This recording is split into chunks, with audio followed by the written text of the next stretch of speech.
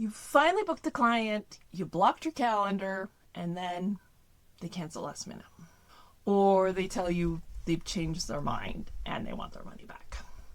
Without clear terms, you might be the one left holding the bag.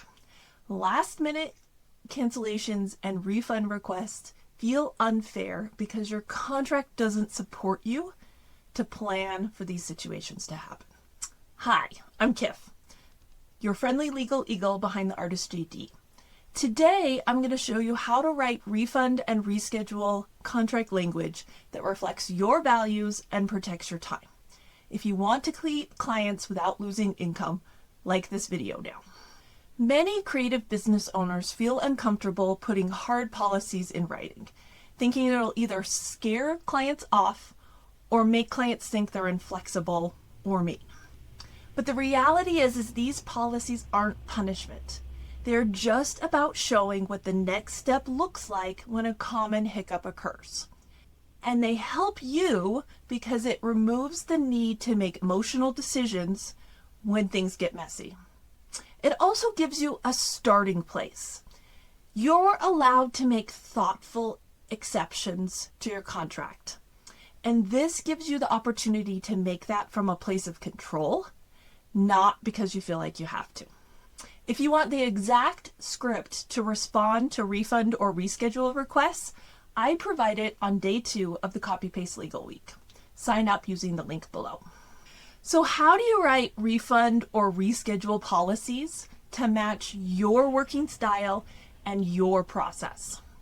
A refund policy should do 3 things. The first thing it should do is it should reflect your process. If your process is to always offer one reschedule request, then that's what you build into your process. If your time is extremely limited because you are doing childcare or because you have health concerns or those kinds of things, and you block off very limited time for things, and if you don't work during those times, you don't earn money, then your process might not be as flexible as someone else's who has an open schedule. So you should have your policy reflect your process and your values. The second thing it should do is set expectations early. We've talked a couple times about the cover page that I recommend that you include on your contract. I recommend that this is one of those things that you put on that cover page to say upfront and early before we even sign the contract, make it really clear what the refund or reschedule policy is going to look like so that when your client signs the contract, they're aware of these things. And then the third thing you want to do is make sure it's legally enforceable.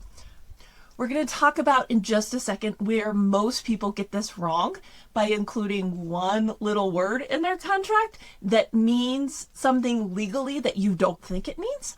And so what you want to do is make sure that you follow the suggestions I'm going to give in just a minute about how to create this policy so that it uses legally enforceable language. So when push comes to shove, you can have that to rely on.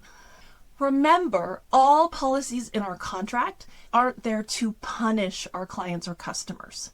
When it comes to refund policies, we're including them to reflect your capacity and the value of your time. Your time is valuable, and so your contract should back that up and say that I know my worth and my contract's going to support that. What you should spell out in your refund policy is what's refundable and what's not. For example, if you need to do a lot of preloading work for a client or for a project, then you might not want to make that first installment, that first payment that they make, refundable. And we're going to talk about in just a second the word you don't want to use when we talk about that language. Maybe as time goes on, less and less of things get refundable.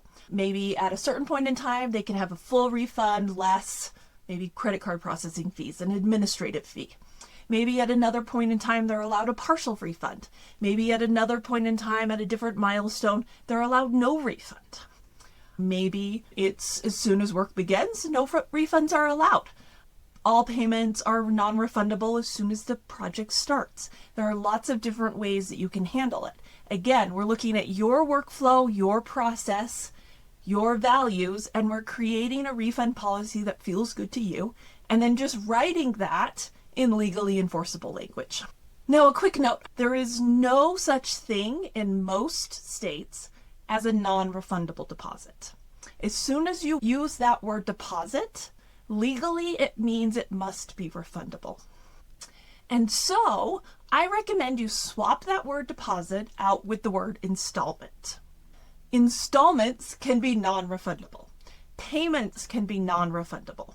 We just don't want to use the word deposit because in many locations, that word, courts have said, means it must be refundable. Now you want to back that up with what's called a liquidated damages clause. A liquidated damages clause is just a legal jargon way of saying that you're going to predetermine how much that person owes you when they don't uphold their end of the contract. So their end of the contract was to hire you for the service. They've decided for whatever reason that they're not going to hire you for the full service.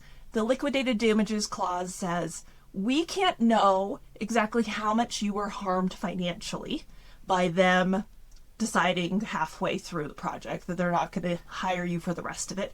We don't know if you turned away a $10,000 project. We don't know if you turned away a $1,000 project. We don't know if you would just be sitting there twiddling your thumbs. And so a liquidated damages clause says this amount of money is what we're going to predetermine is a fair amount to pay you if your client doesn't uphold to their end of the contract. So as I said in the last video, you're allowed to make thoughtful exceptions when things happen, when things crop up. There's this delicate business balance that must be made with refunds that you can say, even though your contract says you don't have to offer a refund, that you might want to issue one. If this has ever happened to you, comment refund and let us know why you did or didn't offer a refund in that situation. Next, we'll look at why boundaries break down and the contract language that prevents that.